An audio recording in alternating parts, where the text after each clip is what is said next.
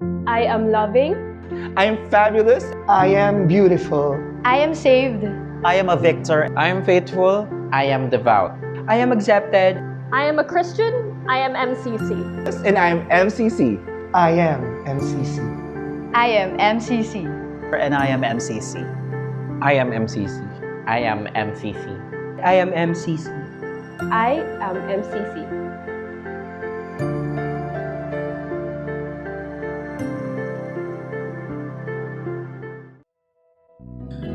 Our gospel is taken from the gospel according to John chapter 14 verse 16 to 18. And I will ask the Father, and he will give you another advocate to be with you forever. This is the Spirit of truth, whom the world cannot receive, because it neither sees him or knows him. You know him because he abides with you, and he will be in you. I will not leave you orphaned. I am coming to you. It has been 2 months into this pandemic and we are nowhere near its end. Aside from the stress and impact of our militaristic lockdown here in the Philippines, especially on the many poor, homeless, and informal laborers, we are also affected and impacted by the various violations of government officials and other law enforcers. Where is God in all of this? As we continue to pray and do all sorts of rituals, banging on heaven's doors, wailing and gnashing of teeth, demanding for God's rescue. Where is God? Is there anyone out there listening?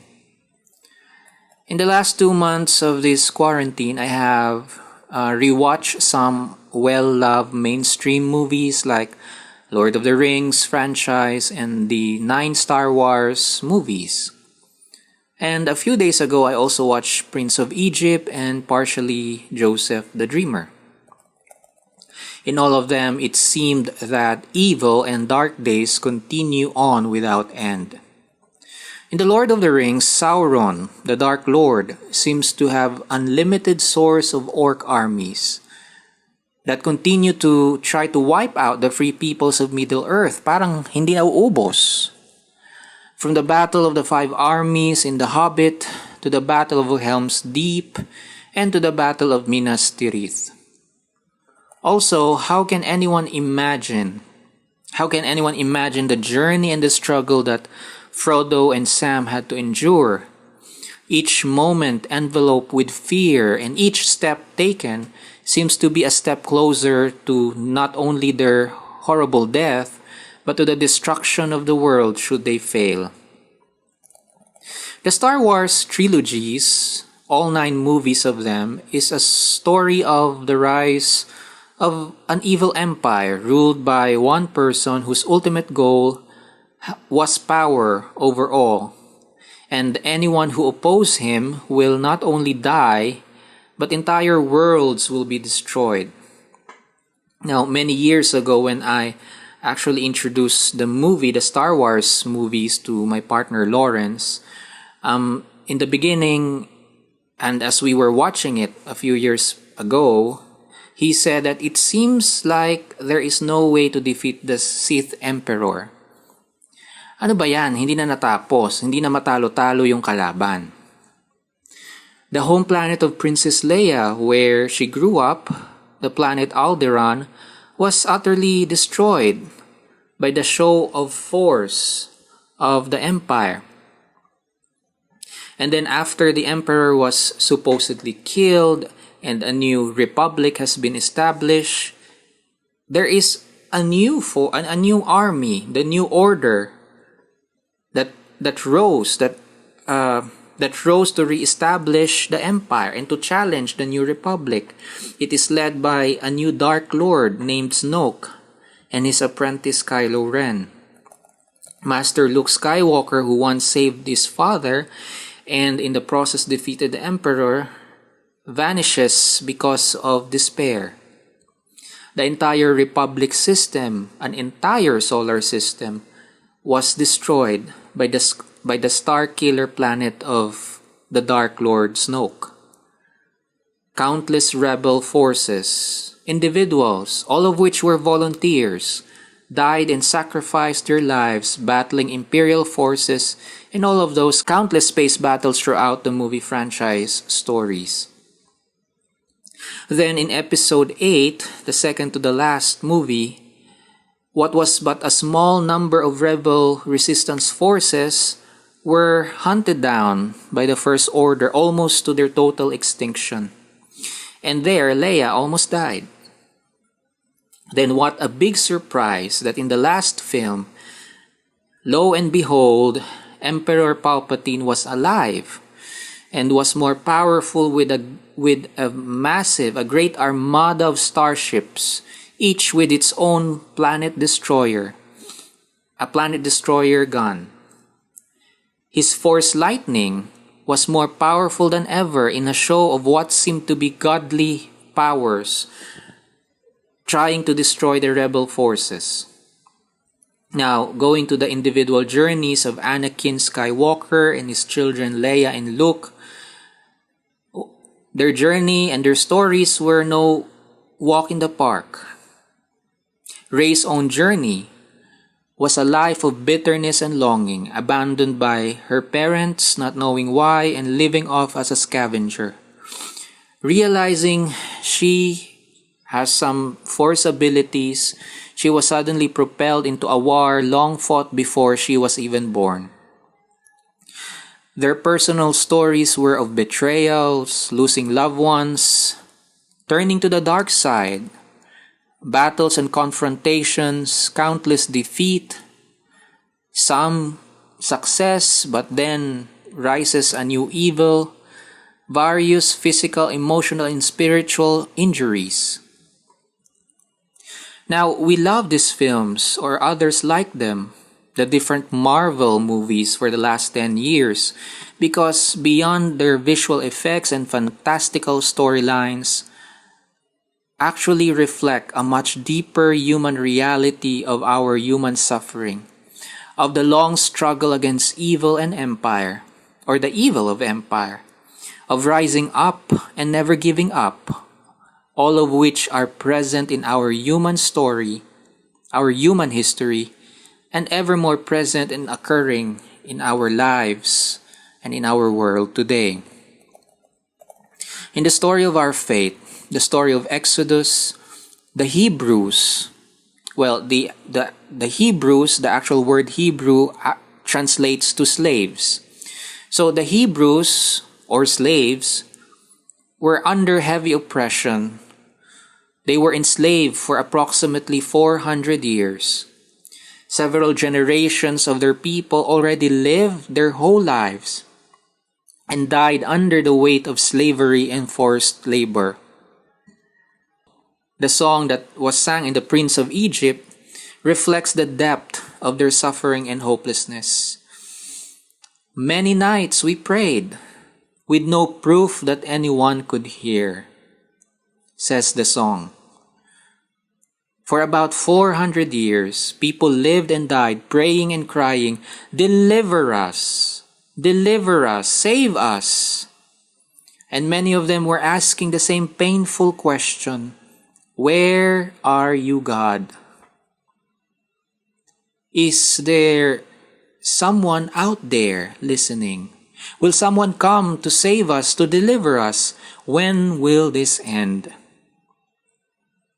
Now, I once asked a dear friend and colleague who is a pastor, when we were in a jeepney going to a bus stop.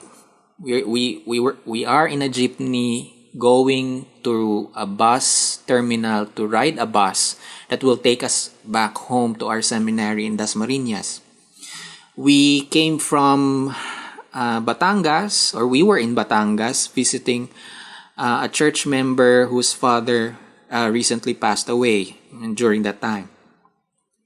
As we were in the jeepney on our way home, talking about many things, but of course about theology, I asked her if there is really some God out there, knowing what we already know with our seminary education. I asked her if she continued to believe in God, in the existence of God. Is there a God? She then affirmed that she continued to have doubts and a lot of questions. But at the same time, knowing the history of struggle and the continuing resistance despite the overwhelming power of empire and countless lives lost, she feels that maybe indeed there is some force. And this force she called anima. There is this anima, some kind of unknown and largely unseen spirit or force that has animated and moved peoples and communities of various places and of many generations to always rise up, to always resist, and to continue on proclaiming the same hope and love that motivated them. In our lectionary reading today in the Gospel of John, the author is telling us the conversation Jesus had with his disciples. It was no less than a last will testament where Jesus gives his instructions and his commandment, particularly the commandment to love one another after his own example. Also, Jesus gives assurance that he will take care of his disciples long after he is gone. He will not leave them orphaned. Jesus says, I will ask God for an advocate, a spirit to be given to you and to be with you always, to whisper the truth to you. You will never be alone.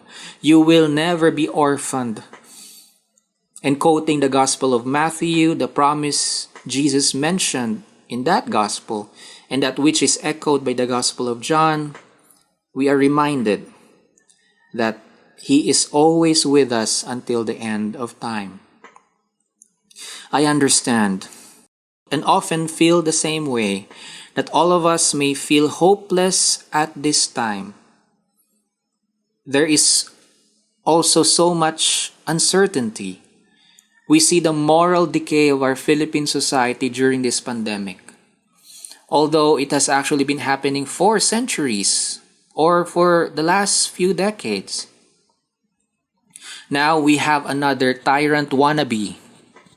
Someone who enjoys being compared to tyrants. A tyrant wannabe. So we have another tyrant wannabe with his legions who continue to terrorize us even as we all face this pandemic. They continue to drag government into new levels of depravity, of injustice and abuse of power during this time. Amidst this pandemic, they have taken this as an opportunity to attack critics and any and every opposition. The only ever message we loudly hear from them, echoing the words of Sauron, Darth Sidious, and Voldemort, is submit, obey, bow down, or else you die. Weaved into their false assurance of support and care is the threat of violence and murder. They think of themselves as the new emperors and pharaohs of the people, while hundreds have died because of COVID-19 in our country and other places in the world. What's worse, these new emperors and pharaohs, these new dark lords, like those in the movies and in our stories of faith, have their cult following. Individuals and groups who support and who cheer their violence, their vulgarity, their domination, and new forms of dictatorship that, unlike before, is now an open and blatant showcase of abuse of power and law. Today is also AIDS Memorial and also International Day Against Homophobia, Transphobia, and Biphobia. Today we are reminded that our struggle against intolerance and hatred continues. Our struggle to defeat HIV and its social stigma continues on. We remember the many years of struggle of advocates and activists. We remember those who have died of HIV and its social stigma, and those who have been murdered because of homophobia, transphobia, and biphobia. All of this, so many intersectional realities of injustice, death, and oppression, is overwhelming. It seems bleak and hopeless. Some of us feel continuously frustrated and anxious. Some of us feel exhausted with everything that is going on and everything that has ever happened. Nakakapagod na talaga ng bonggang-bonggang-bongga. Nakakapagod na. And this is even more so sa mga mahihirap at maliliit na tao na pinaka-apektado noon at lalong-lalo na sa panahon ngayon. We are barely holding on to our faith. And we go back to the question, where is God? We echo the song, we prayed, but there is no proof of anyone listening. Or, kung kukunin natin sa isang local na kanta, natutulog ba ang Diyos? Looking to the great stories of our faith, the great stories of our contemporary pop culture that have touched our hearts, our minds, and our spirits, we must learn from them that giving up and surrendering is much worse than defeat. You might tell me, but Pastor, the contemporary movies you mentioned are fictional stories. I respond, are they? Are they fictional stories? Perhaps yes, and also no. Yes, they are fictional stories, but do they not reflect the long and often bloody fight of the labor movement who, despite violence from government and corporations, have won the recognition and legislation of many labor rights that we enjoy today? Star Wars and The Lord of the Rings, do they not reflect the wisdom found in the actual events of the emancipation of slaves and the civil rights and various liberation movements? Harry Potter and Tales of Narnia, do they not reflect the many lessons from the actual events of our very own Katipunan and the struggle for Philippine independence? We must learn from them. We must look back to our history, to the stories of our faith, to the movies that we have loved. We must learn from them. We must learn from the stories of our faith, from the stories of our history, and from the stories of the movies that we have come to love. That in our darkest and most painful moments, individually and collectively, we will always have each other. We must learn to never give up.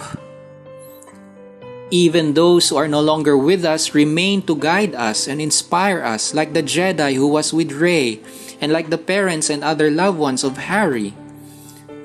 Each one of us must keep the light of hope burning no matter how small it is.